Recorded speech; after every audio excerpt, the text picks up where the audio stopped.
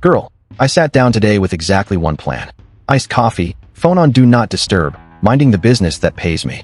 Then Paris Couture Fashion Week 2026 uploaded itself into my timeline, and my whole afternoon turned into a full-blown fashion war zone. Because listen, I have been covering red carpets for years, and I have never seen a lineup this violently split. Half of these celebrities showed up looking like walking cathedrals. The other half looked like the group project nobody wanted to finish the night before it was due. There was no middle. There was no soft landing.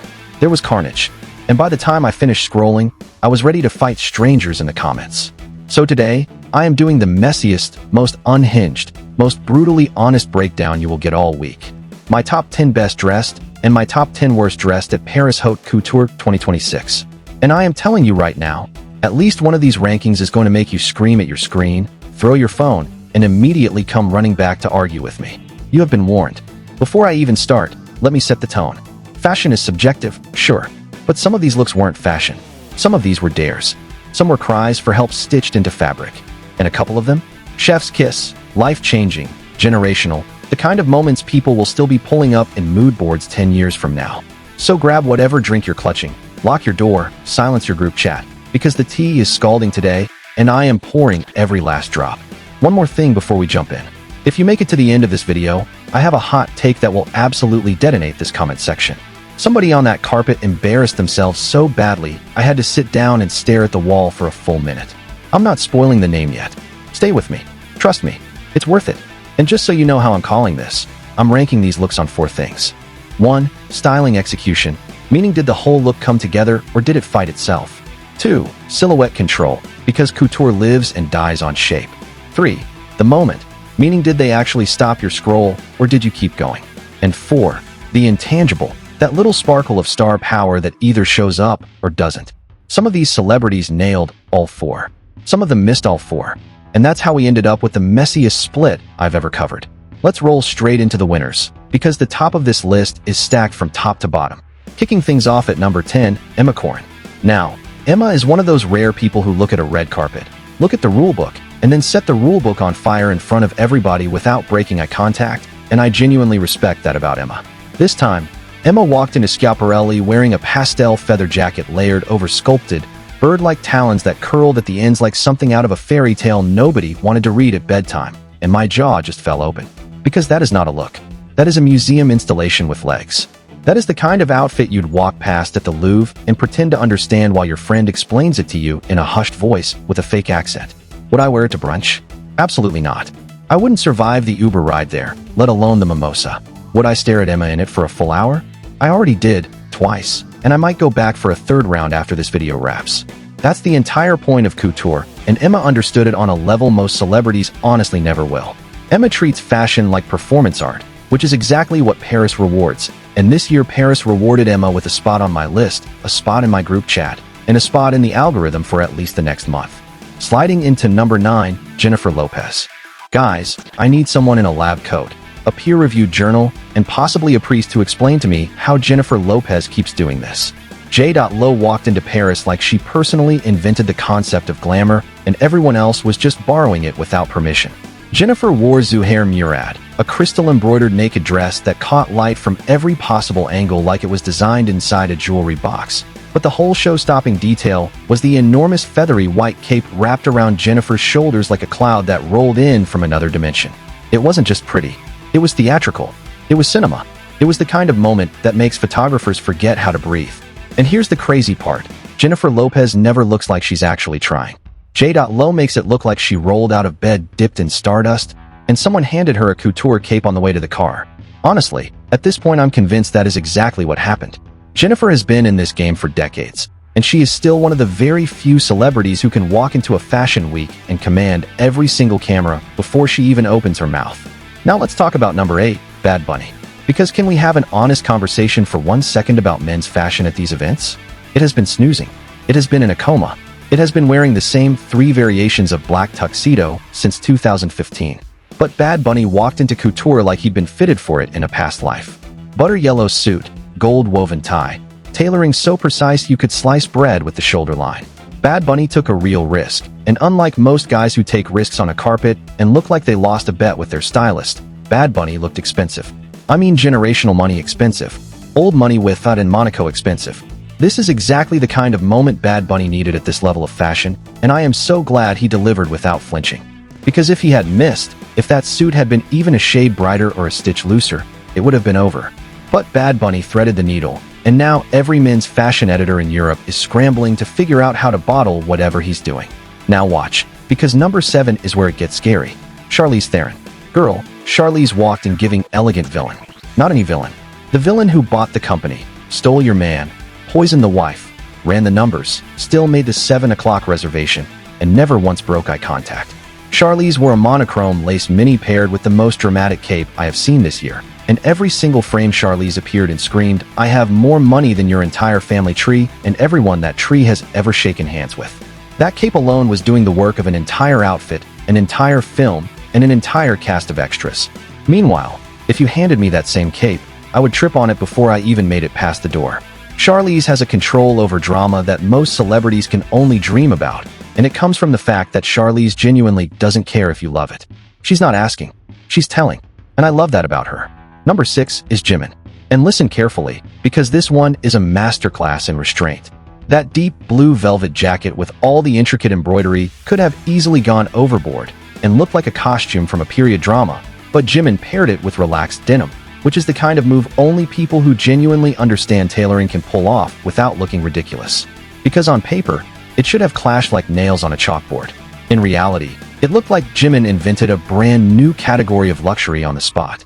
Jimin took what could have been stiff, dusty, museum piece couture and made it feel modern, wearable, casually cool, and impossibly stylish. That's the thing about Jimin. He doesn't chase moments. He walks in and builds them from scratch, while everyone else is still figuring out where to stand. Rolling into number 5, Anne Hathaway. Pregnancy dressing has been on a rampage this year, but set a new bar entirely. And walked in wearing a brown silk dress with buttery leather detailing. And instead of chasing a trend or trying to compete with the naked dresses in the room, and looked timeless.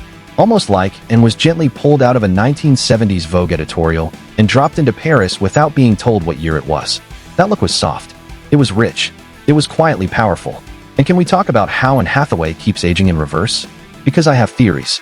I don't have proof, I don't have receipts, but I have theories, and I'm holding them. And looked comfortable, glamorous, and completely secure in what she was wearing.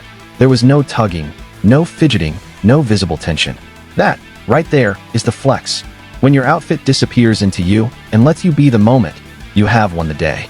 And has been in this game long enough to know that, and it showed.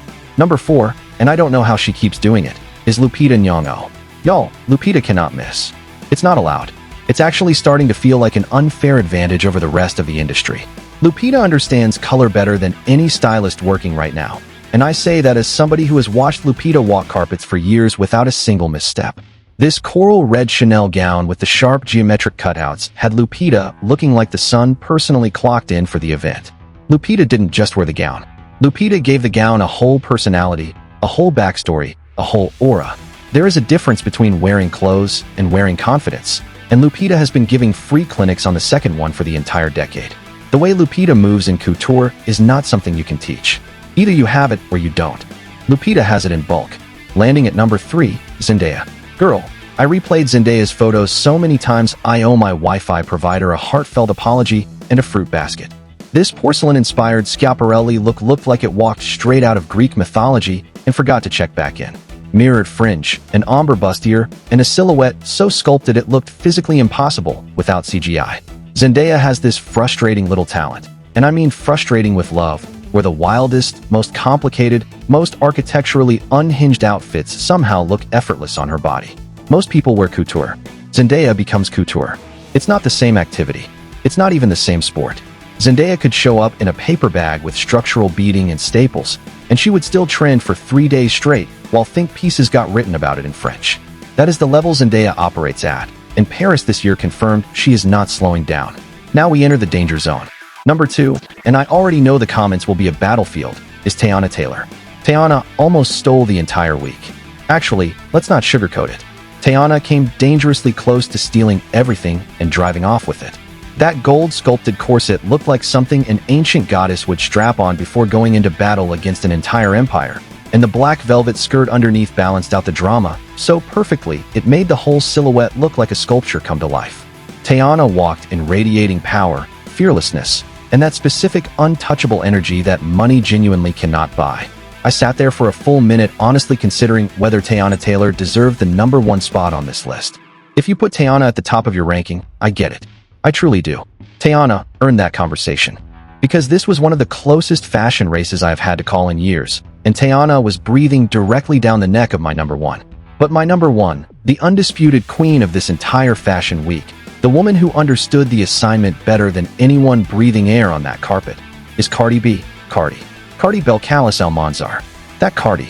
Girl, Cardi came to win before anybody even saw the full silhouette. Cardi understands spectacle on a molecular level. Cardi understands entrances. Cardi understands headlines the way a chess player understands the board 3 moves ahead. Cardi understands that at a fashion week of this scale, you are not just wearing a dress. You are creating a moment that will be dissected, memed, screenshotted, stitched into TikToks, and argued about for weeks. And that fiery red Robert I gown was the moment. Architectural pleating that looked like fire frozen mid-flame, right off the wick. A silhouette so dramatic it looked sculpted onto Cardi's body by hand overnight by somebody who hadn't slept in a week. That avant-garde beehive hairstyle towering above like a crown carved out of pure ambition and audacity. Nothing on Cardi was accidental. Nothing was left to a stylist's guess. Nothing was thrown together at the last minute.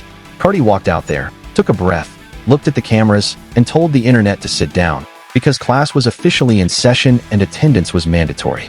That is the difference between a great look and a Cardi B moment. Great looks fade in a week and get replaced by the next carpet. Cardi moments live rent-free in the algorithm for months. Cardi moments trigger think pieces. Cardi moments get parroted on late-night TV. Cardi moments turn into Halloween costumes 6 months later. That is why Cardi takes my #1 spot without me needing to think twice. And listen, I already know somebody in the comments is typing furiously right now that Teyana should have one over Cardi. Fine. Argue with the wall. Argue with your reflection. Argue with your dog. Argue with Cardi if you catch her on live, if you're brave enough. But Cardi B delivered a full-body cinematic performance from the arrival to the pose to the exit. And the numbers, the coverage, the international press meltdown, all of it agrees with Cardi. Cardi understood every single second of that carpet, and Cardi treated it like the Super Bowl of couture. Which, at the end of the day, it kind of was. That is exactly why Cardi keeps winning these moments year after year, while everybody else keeps trying to figure out the formula Cardi has already patented. Cardi is on a different playing field, and I am done pretending otherwise. Okay, deep breath, because now we shift lanes hard.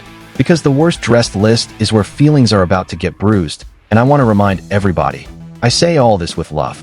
Mostly. Sometimes. On a good day. Starting the mess, Sabrina Carpenter. Now, don't come for me. I love Sabrina.